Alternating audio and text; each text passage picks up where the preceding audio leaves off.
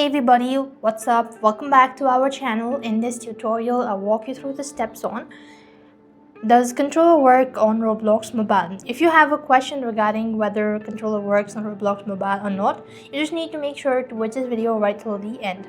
Now Roblox supports controller including the backbone one on Google Play and App Store and PS Remote Play as well. So basically what you have to do is, first thing, you have to install Roblox onto your device, and you could also go ahead and make sure to Google search about this issue and you could find a detailed information regarding it. So what I'm going to do is I'm just going to type in "does controller work on Roblox mobile" and hit the search button, and here you could see that it actually works and you could find a list of articles regarding it.